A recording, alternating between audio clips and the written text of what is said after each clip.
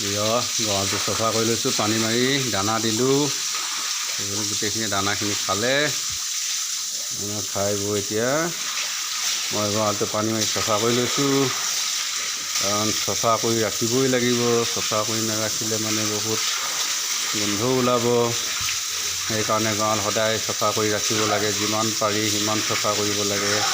দিনত লাগিলে 3-4বাৰ পানী মাৰি হ'লেও চফা কৰি ৰাখিব লাগে। চফা কৰি ৰাখিলে মানে বেমাৰ আজাৰ বহুত কম হয়। গঁৰালত পটাছ পানী ছিটিয়াই গঁৰাল চফা কৰোঁ। এইটো পটাছ পেকেটটো মই আনি থৈ দিছোঁ। ইমানখিনি এইটো ডাঙৰ পেকেট আনিছিলোঁ মই 250 গ্ৰামৰ।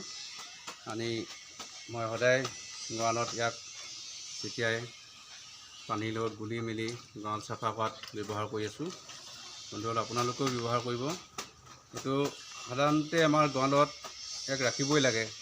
আমি ডেইলি প্ৰত্যেক দিনাই পটাছ পানী নিছিটিয়ালেও আমি সপ্তাহৰ মূৰত 4 দিনৰ মূৰত আমি পটাছ পানী ছিটিয়াই থাকিব লাগে। কাৰণ এতিয়া নিউজত আকৌ ওলাই আছে যে গাহৰিৰ আফ্ৰিকান সোৱাইন ফিভাৰ বেমাৰটো আহিছে বুলি।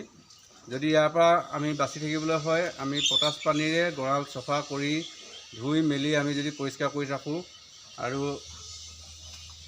আমি সদায় চাফ চিকুণ কৰি থ'লে মানে গাহৰি গঁৰাল আমাৰ বেমাৰৰ পৰা আমি হাত সাৰিব পাৰোঁ। আহকচোন বন্ধুসকল, তাৰে দুটামান কথা আপোনালোকৰ আগত আলোচনা কৰোঁ।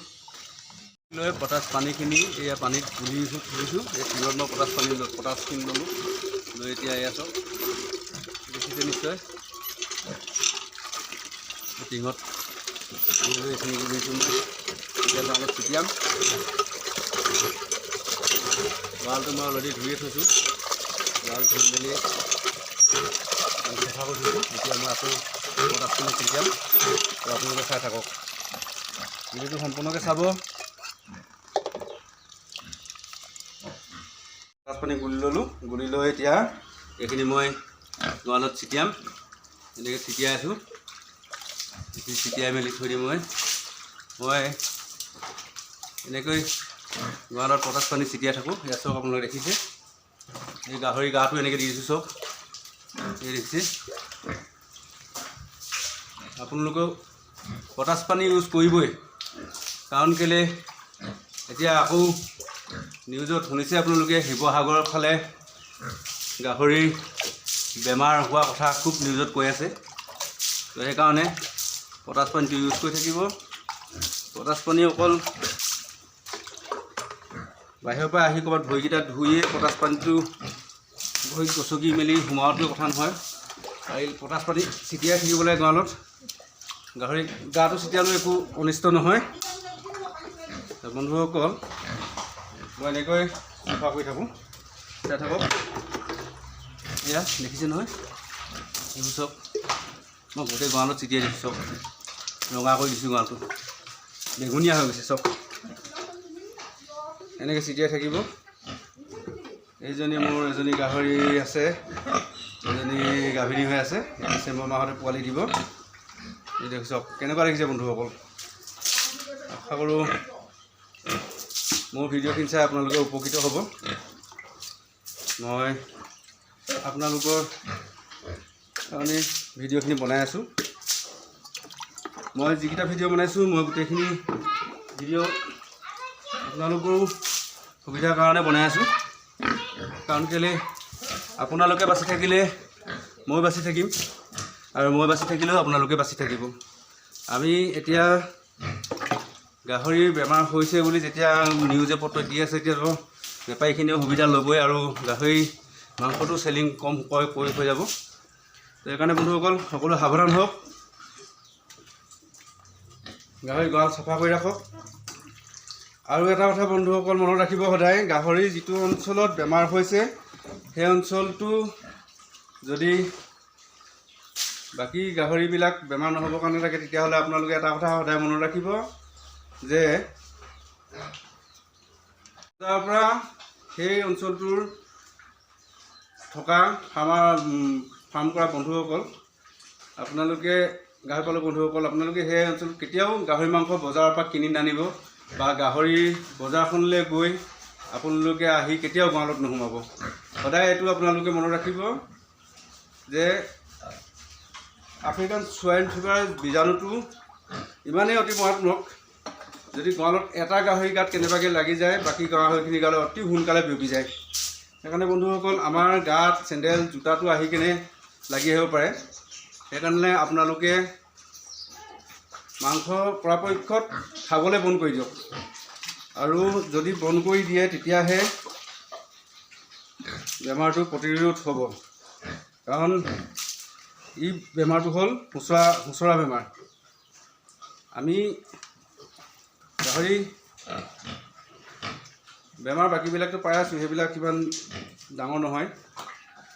এই আফ্ৰিকান সোৱাইন ফিভাৰটো যিদৰে মহামাৰী ৰূপত হয়, তাক আমি প্ৰতিৰোধ কৰিবৰ কাৰণে আমি এইটোৱে বায়'চিকিউৰিটি ল'ব লাগিব যে আমি বজাৰৰ মাংস আনি আমি খোৱাটো বন্ধ কৰিব লাগিব, আৰু বাহিৰৰ মানুহ যাতে আহি আমি গঁৰালত ওচৰে পাঁজৰে আহিব দিব নালাগিব। বন্ধুসকল, যেনেকৈ ব্ৰইলাৰ ফাৰ্মতো হয়তো কুকুৰ চৰাই চিৰিকটি গঁৰালৰ ভিতৰত সোমাব নোৱাৰা কৰিব পাৰিলে বেছি ভাল হয়। তো চৰাই চিৰিকটিয়ে ক'ৰ পৰা কেনেকৈ আহি এই বীজাণুবিলাক লৈ আহিব পাৰে ঠিকনা নাথাকে।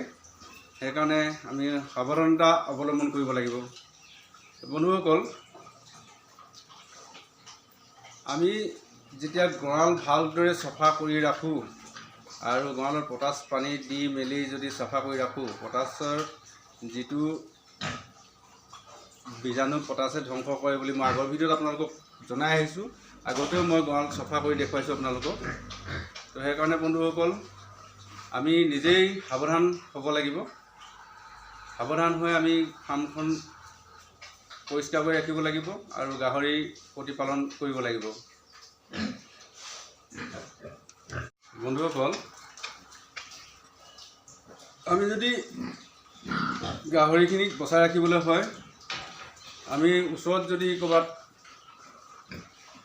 তেনেকুৱা বেমাৰী গাহৰি কটা বা মাংস বিক্ৰী কৰা দেখা পাওঁ, সেইটো আমি পৰাপক্ষত বন্ধ কৰিব লাগিব নিজেই। আৰু মাংস খোৱাটোতো চিন্তাই কৰিব নালাগিব, মাংস আমি আনিবই নালাগিব ঘৰলৈ।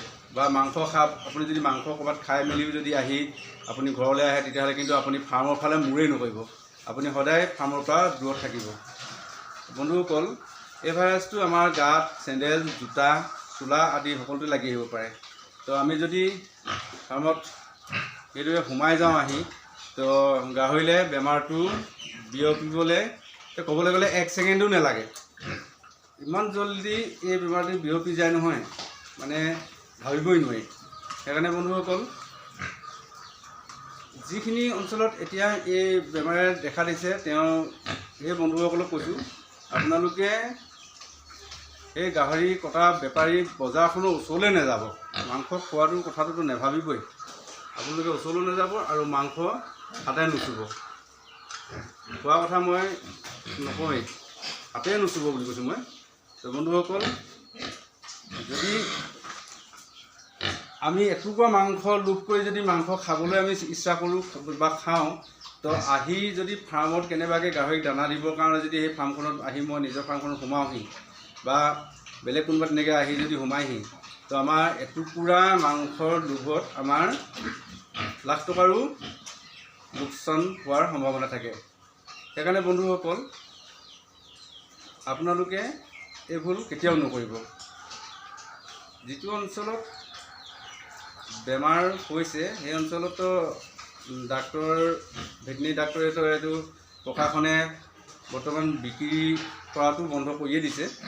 তো অকল প্ৰশাসনে যে সেইটো কাম কৰিব লাগিব বা দায়িত্ব ল'ব লাগিব এইটো কথা নহয়, আমি পালক বন্ধুসকলেও এই দায়িত্বটো ল'ব লাগিব। কাৰণ কেলৈ সেই বেমাৰ প্ৰতিৰোধৰ এইটোৱেই মাত্ৰ উপায় আছে। যিহেতু সম্ভৱ আপোনালোকে সকলোৱে জানেই যে আফ্ৰিকান সোৱাইন ফিভাৰৰ ভেকচিন এতিয়াও ওলোৱা নাই। অকল সোৱাইন ফিভাৰ ভেকচিনটোৱেই বৰ্তমান বজাৰত আছে বুলি গম পাইছোঁ আৰু মই সোয়াইন ফিভাৰ ভেকচিনটো ইউজ কৰিছোঁ, আপোনালোকেও কৰিছে।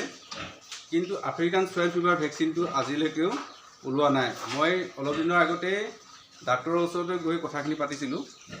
সেইকাৰণে আমি সদায় চাফ চিকুণতাৰে ৰাখি গঁৰাল পৰিষ্কাৰ কৰি গাহৰিখিনিক আমি মটৰ দি পানী মাৰি ভালকৈ গা ধুৱাই মেলি থাকি আমি এই বেমাৰৰ পৰা হাত সাৰিব পাৰোঁ বুলি মই ভাবোঁ। বাৰু বন্ধুসকল, আশা কৰোঁ আপোনালোকে ভিডিঅ'টো চাই ভাল পাইছে, আৰু যদি ভাল পাইছে মোৰ ভিডিঅ'টো লাইক শ্বেয়াৰ কমেণ্ট কৰিব, আৰু যিসকল নতুন বন্ধুৱে মোৰ ভিডিঅ'টো চাইছে তেওঁলোকে মোৰ চেনেলটো ছাবস্ক্ৰাইব কৰি ল'ব। বন্ধুসকল, আজি বৰ বেছি দীঘলীয়া নকৰোঁ, চাব কথাখিনি মনত ৰাখিব, আমি যাতে এই বেমাৰৰ পৰা হাত সাৰি থাকিব পাৰোঁ। সেইকাৰণে মই ভিডিঅ'টো বনাই আপোনালোকলৈ আগবঢ়ালোঁ। বন্ধুসকল, আশা কৰোঁ আপোনালোকে মোৰ ভিডিঅ'টো চাই সফল হ'ব।